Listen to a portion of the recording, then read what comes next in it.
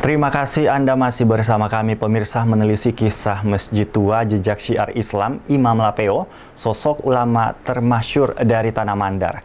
Masjid yang diperkirakan dibangun pada tahun 1946 ini tepat berada di wilayah pesisir pantai Desa Tumbu, Mamuju Tengah, Sulawesi Barat.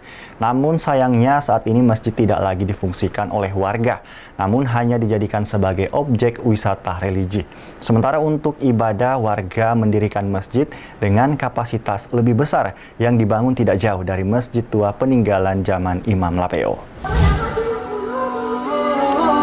Dalam perjalanan menyebarkan Islam di Mamuju Tengah, sosok Imam Lapeo mendirikan masjid berukuran 6 x 4 meter dengan bentuk arsitektur bangunan yang sampai saat ini masih terus terjaga. Meski beberapa kali dilakukan renovasi di beberapa bagian bangunan masjid.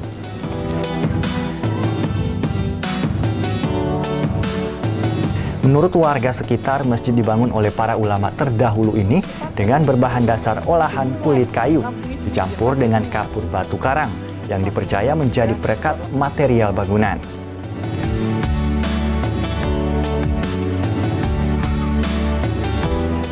Namun masjid bersejarah peninggalan sosok ulama Imam Lapeo ini tidak lagi difungsikan warga untuk ibadah, disebabkan kapasitas daya tampung yang kecil. Sementara untuk menjalankan ibadah dan kegiatan keagamaan lain, warga membangun masjid dengan kapasitas yang lebih besar berada tidak jauh dari masjid tersebut.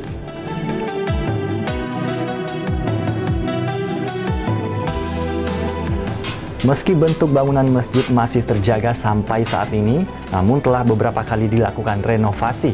Pada tahun 2007, di beberapa bagian bangunan seperti kubah dan atap. Tetapi demi menjaga jejak peninggalan sejarah syiar Islam pada masa lampau, masjid ini hanya difungsikan sebagai objek wisata religi warga yang hendak berkunjung ke wilayah pesisir Mamuju Tengah.